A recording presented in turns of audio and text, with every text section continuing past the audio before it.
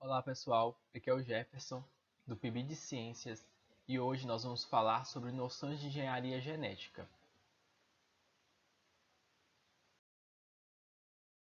Este conteúdo está presente no volume 3 do PET Biologia do terceiro ano, nas semanas 1 e 2. Para iniciarmos, vamos falar um pouco sobre a engenharia genética. Bem, a engenharia genética é um conjunto de técnicas que tem como objetivo a manipulação do material gênico, né? São técnicas aí que permitem identificar, isolar e multiplicar genes, dentre outras coisas. Algumas das aplicações aí da engenharia genética é alterar a sequência nucleotídica de um gene, né, produzindo dessa forma um gene mutante, e também introduzir no DNA de um vírus ou de uma bactéria um gene extraído de outro organismo. Isso nos leva à tecnologia do DNA recombinante. As primeiras pessoas a desenvolverem essa tecnologia foi o Herbert Boyer e o Stanley Norman. Eles criaram aí o primeiro organismo transgênico ou organismo geneticamente modificado, que foi uma bactéria. Isso nos leva também à clonagem do DNA. A clonagem do DNA significa a produção de inúmeras cópias idênticas do mesmo fragmento da molécula do DNA. A grosso modo, né, a gente começaria isolando o fragmento de DNA que a gente quer clonar, depois introduziria esse fragmento no DNA de um outro organismo e, consequentemente, ocorreria a multiplicação das moléculas recombinantes e a origem de cópias idênticas. Nós vamos falar um pouco melhor disso mais para frente. Voltando ao experimento do Stanley Norman e do Herbert Boyer, eles fizeram o quê? Eles tiraram, né, pegaram uma pequena porção do material genético de uma rã africana e introduziu no plasmídio de uma bactéria. Mas o que é o plasmídio? Bem, o plasmídio ele é um pequeno DNA em forma de anel que a gente encontra lá no citoplasma da bactéria. A gente vai ver um pouco melhor isso agora. Aqui nós temos um exemplo de como acontece essa recombinação entre genes, né? Esse exemplo está disponível no PET. Aqui no passo 1, a gente tem o plasmídio, a gente tem uma bactéria, né? Esse plasmídio, que é esse anel circular, esse pequeno DNA, ele é isolado da bactéria por enzimas de restrição. A gente vai conversar mais à frente um pouco sobre o que são as enzimas de restrição. E aqui no passo 2, a gente também tem a isolação do gene que a gente quer transferir, né, por uma enzima de restrição também. Esse gene aqui pode ser, por exemplo, o gene da RAM, né, lá do experimento dos cientistas. Aqui no passo 3 acontece a recombinação gênica, né? O DNA ele é recombinado. O gene, nesse caso, que é enxertado no plasmídio, né? O gene de fora que é enxertado no plasmídio da bactéria. E aí no passo 4 a gente tem agora uma bactéria recombinante, né? O DNA recombinante é introduzido novamente na bactéria e a gente passa a ter uma bactéria recombinante porque ela foi modificada, né? O plasmídio foi modificado. E no passo 5 acontece o quê? Acontece a multiplicação. Essa bactéria ela se reproduz, ela se multiplica, né? Gerando aqui cópias idênticas. E no passo 7, no passo 6, a gente tem as implicações dessa tecnologia, né, que pode ser a fabricação de um produto gênico, como no caso aqui a insulina para o tratamento da diabetes, ou então acontece também a transferência do gene para o organismo que se quer modificar, como aqui, por exemplo, o caso de uma planta, né, para deixar essa planta mais forte contra o ataque de insetos. Agora nós vamos falar um pouco sobre as ferramentas da engenharia genética, começando pelas enzimas. A gente já falou um pouco sobre as enzimas anteriormente, né? A enzima de restrição, por exemplo, atua naquele processo da recombinação gênica. Elas são um tipo de enzima que corta a molécula de DNA em locais específicos, que a gente chama de sítio de restrição.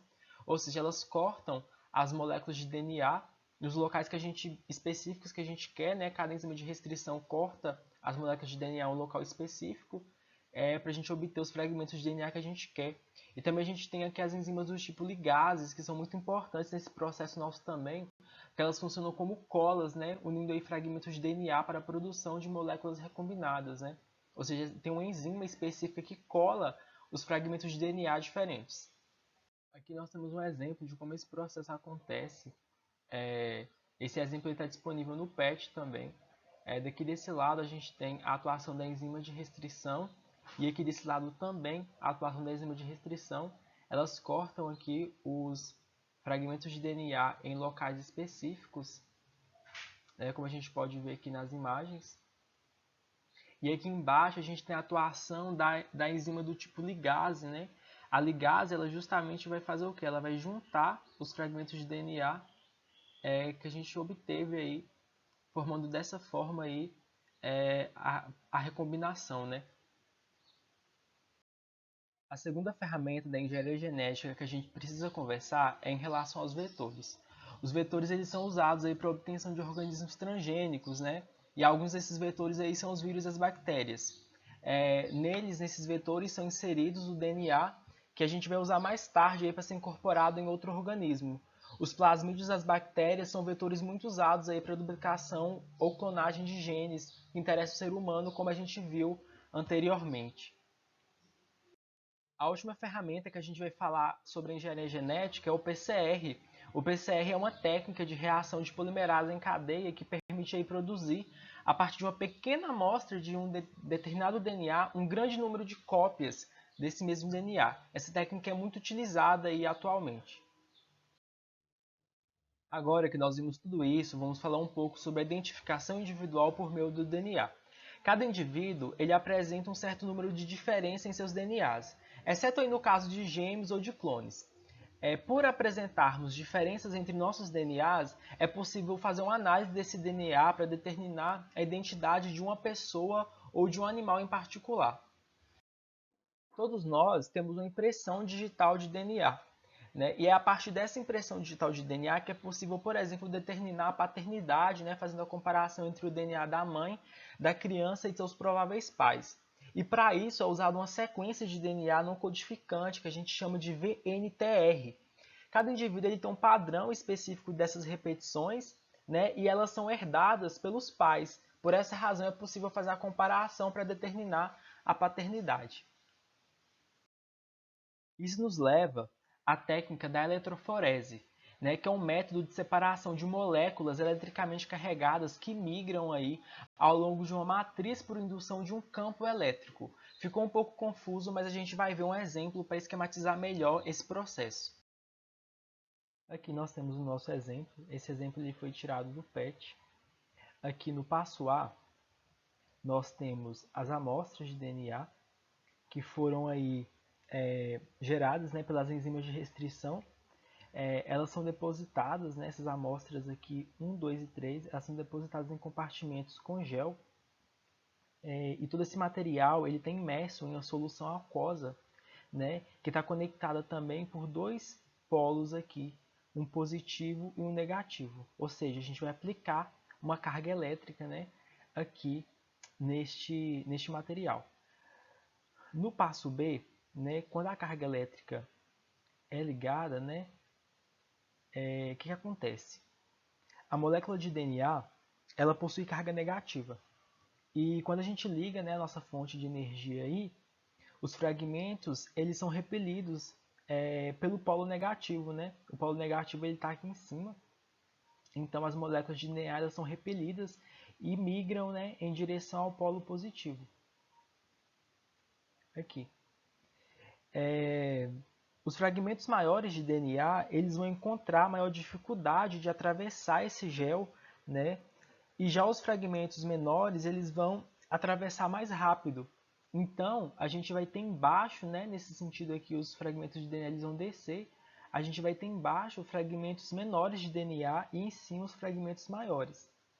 Aqui no passo C, quando a gente desliga a corrente elétrica, a gente obtém essas faixas, né? Essas faixas aqui na placa de gel, que são esses tracinhos que a gente pode ver aqui. E finalmente aqui no passo D, aqui embaixo, é usado uma técnica que marca os VNTR, né? E gera aí um filme de raio-x, como a gente pode ver aqui. Né? Os tracinhos eles são expressos aqui, né? A gente consegue ver eles perfeitamente nesse raio-x aqui e conseguir assim fazer a comparação entre os DNAs e determinar, por exemplo, a paternidade, né? caso for, por exemplo, um teste de paternidade, este processo aqui.